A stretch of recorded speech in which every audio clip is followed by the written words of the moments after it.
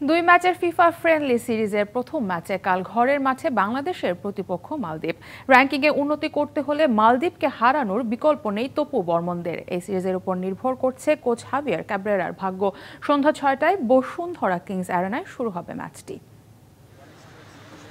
FIFA প্রীতি ম্যাচে চেনা প্রতিপক্ষ মালদ্বীপের বিপক্ষে মাঠে নামার আগে শেষ অনুশীলন লাল সবুজদের। র্যাঙ্কিংয়ে এগিয়ে যাওয়ার লড়াইয়ে কোনো ছাড় দিতে চায় না বাংলাদেশ। তবে ঘরের মাঠ বলেই মালদ্বীপের বিপক্ষে বেশি চাপে আছে বাংলাদেশ। কদিন আগেই ভুটানের বিপক্ষে ২ ম্যাচ সিরিজ খেলে খুব একটা লাভ হয়নি ক্যাব্রেরার দলের। এক ম্যাচে জয় তুলে নিলেও হারতে হয়েছে অপর ম্যাচ। মালদ্বীপের বিপক্ষে এই ২ ম্যাচের ওপর নির্ভর করছে হেড কোচ হাভিয়ার ক্যাব্রেরার ভাগ্যও। ডিসেম্বরে শেষ হতে যাওয়া এই স্প্যানিয়ার্ডের চুক্তি নবায়ন করা হবে কিনা তা বলে দিবে এই ফিফা ফ্রেন্ডলি সিরিজ। যখনই আমরা গোল করি তখনই কিন্তু আমরা ম্যাচ জিতি। তো এটা আমাদের মাথায় আছে এবং আমাদের কোচ এবং আমাদের অ্যাসিস্ট্যান্ট কোচ তারা অলরেডি কাজ করেছে ফিনিশিং নিয়ে।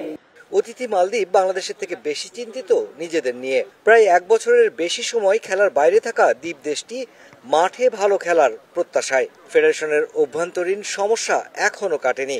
এমন অবস্থায় সম্প্রতি মাজিয়ার হয়ে এএফসি চ্যালেঞ্জ লিগে খেলা ১৫ ফুটবলের এই ভরসা কোচ আলী সুজেইনের। সাথে আছে অনূর্ধ্ব ১৯ দলের ৪ জন। বাংলাদেশের এই মাঠটা অনেক ভালো আর আমাদের ফুটবলারদের কাছে অনেক পরিচিত। এখানে আমরা স্বাচ্ছন্দ্যে খেলতে পারি। গেল কয়েক বছরে বাংলাদেশের খেলার মান বদলেছে। তারা এখন আগের চেয়ে অনেক ভালো, কিন্তু আমরা জেতার জন্যই মাঠে নামবো। ফিফা র্যাঙ্কিংয়ে মালদ্বীপ আছে ১৬৩তে আর বাংলাদেশের অবস্থান ১৮৫। দুই দল এখনো পর্যন্ত মুখোমুখি হয়েছে ১৮ বার।